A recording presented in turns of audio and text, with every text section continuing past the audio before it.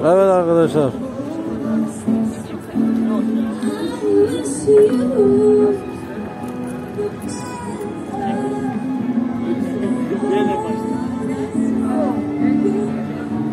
Şimdi arkadaş vuruyor.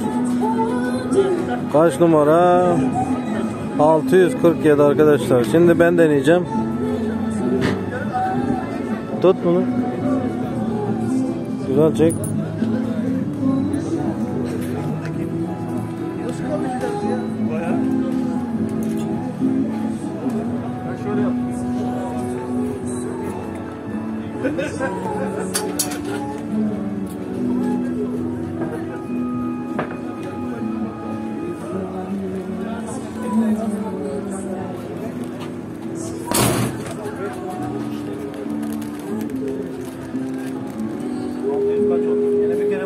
Evet.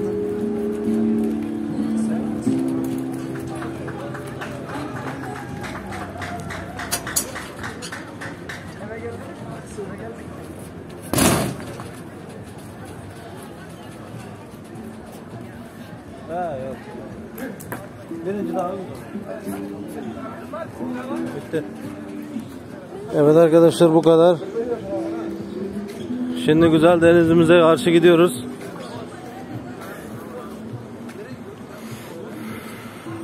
Telefonu bu arada arkadaşlar Poco X3'te çekiyorum. Video kalitesi çok güzeldir gece.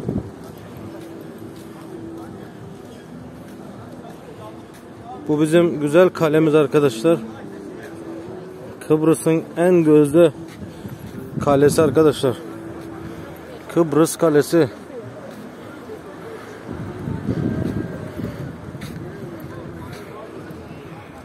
Şöyle arkadaşlar.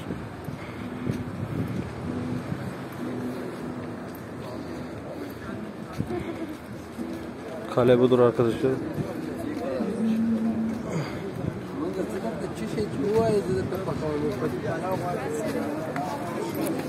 İnsanlar oturuyorlar, bakın deniz boyunda. Çok güzel manzara. Bakabilirsiniz denizin dalgasına. Şimdi gün batımı arkadaşlar. En güzel zamanı.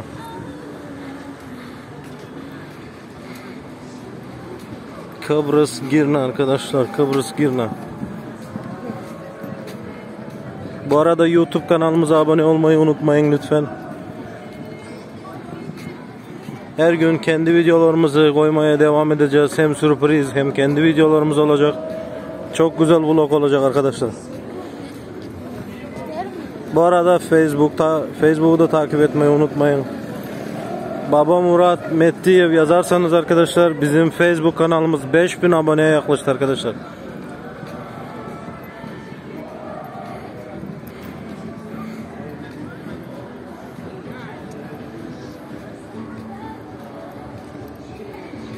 Şöyle arkadaşlar bakabilirsiniz muzikalara. Arkadaşlar insanların eğlenceye ihtiyacı var. Bir senedir, 1,5 senedir içeri kapandık. Artık açılmışız arkadaşlar. Artık aşı olmaya başladık. Herkes yavaş yavaş aşısında olmaya başladı. Artık dünya kendi yerine geliyor arkadaşlar. Bu arada X3'te çok güzel çekiyor fotoğrafı. Ben memnun kaldım arkadaşlar. Gece bu kadar çekmesi çok doğaldır, iyidir yani.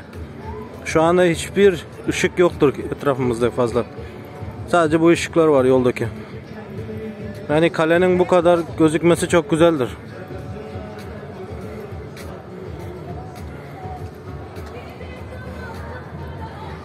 Bu kale arkadaşlar 5000 yıllık, 6000 yıllık Piotr Brın Kalesi arkadaşlar.